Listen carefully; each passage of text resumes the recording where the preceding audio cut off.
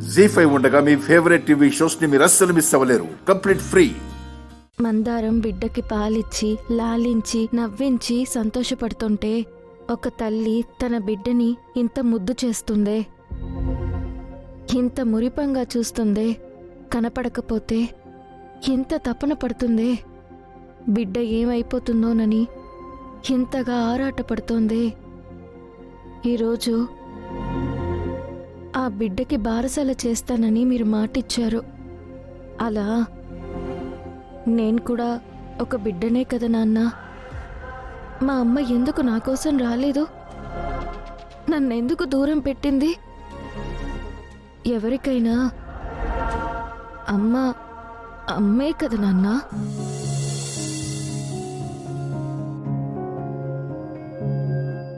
అందరిలా నాకు అమ్ముంటే ఎంత బాగుండేది నాన్న.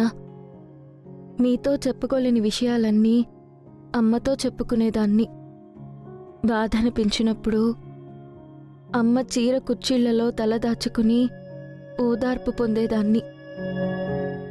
ఒక భార్య, ఒక స్త్రీ బిడ్డ పుట్టినప్పుడే అమ్మగా పుడుతుంది. మరి మా అమ్మ పుట్టి కూడా పుట్టిన బిడ్డని ఎలా వదిలేసి వెళ్ళగలిగింది నాన్న?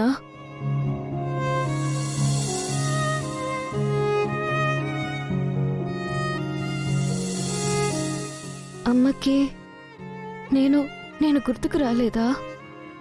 నేనేడుస్తానని తెలుసు కదా. తల్లి కోసం దిగులు పెట్టుకుంటానన్న సంగతి మర్చిపోయిందా? పక్షులు ఆహారం కోసం ఎంతో దూరం పోయినా చీకటి పడేసరికి వేళకి గూటికి చేరుకుంటాయి. బిడ్డ ఆకలి తీరుస్తాయి. నోరు లేని ఆ పక్షులకున్న ప్రేమ కూడా అమ్మకి లేదా? ఎంత దయ లేకుండా వెళ్ళిపోయింది నాన్న. బిడ్డని కూడా మర్చిపోయి వెళ్ళిపోయేంత కష్టం మన ఇంట్లో అమ్మకేం వచ్చింది నాన్న? Stop it.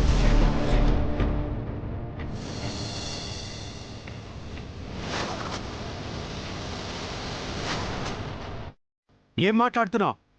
ఇంత ధైర్యంగా మీ అమ్మ గురించి నా దగ్గరికే వచ్చి ఎలా అడగాలనిపించింది? ఏ పిలుపు అయితే వినకూడదనుకున్నానో, ఏ మనిషి ఉనికైతే తెలియకుండా బ్రతకాలనుకున్నానో, ఆ మనిషి గురించి నా దగ్గరే మాట్లాడి పదే పదే ఆ పిలుపుని పలకరిస్తున్నావంటే ఎవరిచ్చారు నీకే అధికారం? ఎక్కడి నుంచి వచ్చింది నీకు ఆ మొండితనం?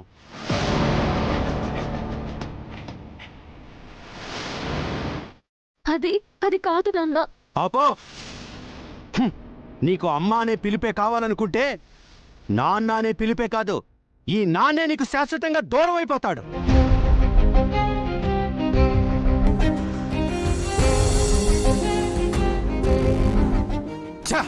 ఆ చేదు జ్ఞాపకాలకి ప్రతిరూపంగా నువ్వు ఇంట్లో పెరుగుతున్నా నేను భరించాను.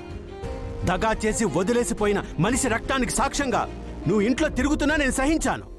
నీ తప్పుల్ని, నీ పొరపాట్లని, నీ నేరాల్ని అన్నిటినీ క్షమించాను. ఇంత చేసినా, నా అదుపు ఆజ్ఞలో పెరిగినా నువ్వు నా పరువు తీసి పెళ్లి చేసుకున్నావు. అయినా సరే నిన్ను ఈ ఇంట్లోకి రానిచ్చాను. ఇంత చేస్తే, ఇన్నిటిని సహించి భరించి క్షమిస్తే చివరికి ఆ మోసగెత్తే కావాలనిపిస్తుందా నీకు? ఇంత జీవితాన్నిచ్చిన నేను నువ్వు విషయాన్ని అడిగితే ఎలా తీసుకొస్తాననుకున్నావు? నిన్ను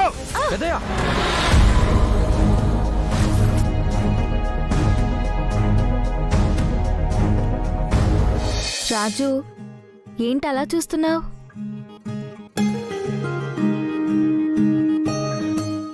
బయట వర్షం పడుతుంటే ఇంద్రధనస్సు ఏంటి లోపలుంది అనుకుంటున్నావా?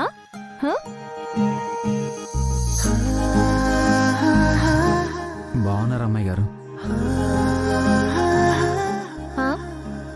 ఇంకా కొంచెం కొత్తగా చెప్పొచ్చుగా. మీకేంటి అమ్మాయి గారు, 16 అణాల పడుచుతనానికి పరికిణి చుట్టినట్టున్నారు.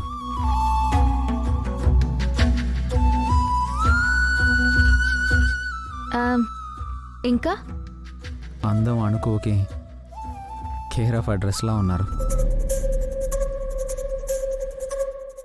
నేనుండాల్సిన ప్లేస్లో వాడున్నాడు. నేను చెప్పాల్సిన మాటలు వాడు చెప్తున్నాడు. నాకు కాలిపోతుంది మమ్మీ.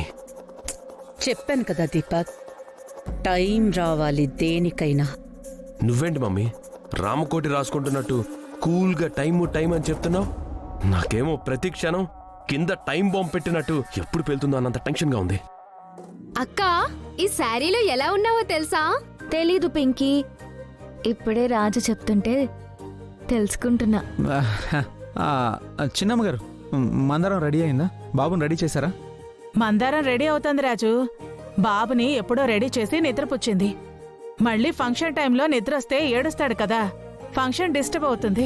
అవును చిన్నమ్మ గారు, మంచి పని చేశారు.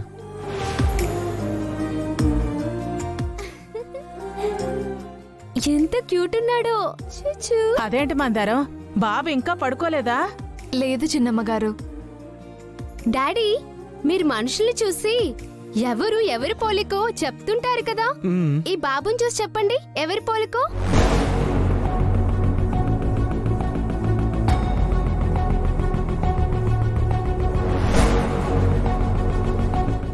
తల్లి పోలికైతే కాదు, బాగా పరిశీలిస్తే అంతో ఇంతో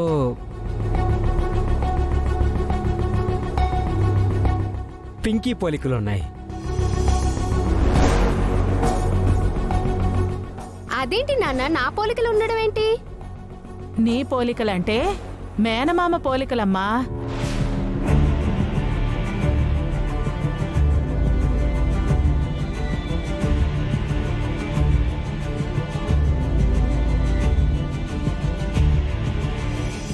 ఉయ్యాల భలే బాగుంది రాజు. సార్, బారసాల ఉయ్యాల రెడీ చేశాం. డబ్బులు సార్. చిన్నయ్య గారు, నా పర్స్ పైన ఉంది, మీ దగ్గర డబ్బులు ఉన్నాయా? నా దగ్గర కూడా లేవు రాజు. ఆహా.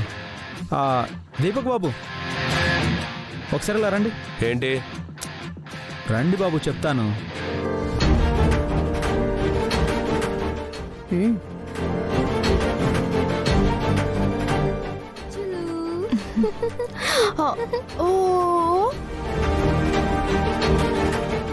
ఏంటి? ఉయ్యాలకి బిల్ పే చేయాలి. మీ దగ్గర డబ్బులు ఉంటే ఇవ్వండి, నేను తర్వాత ఇస్తాను. ఇవ్వరా, మళ్ళీ ఇస్తా అంటున్నాడు కదా.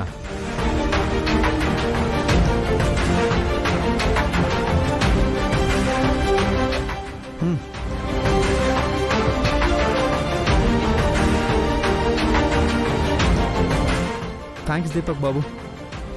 నీ బిడ్డకు జరుగుతున్న మొదటి ఫంక్షన్ ఇది, అందుకే నీ బిడ్డకు కావాల్సినవన్నీ నీ దగ్గరే కొనిపిస్తున్నాను.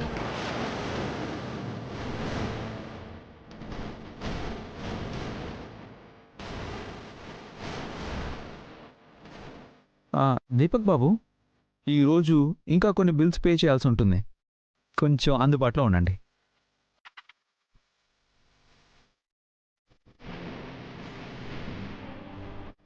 అందరం నువ్వు వెళ్ళి బాబుని కాసేపు నిద్రపుచ్చు.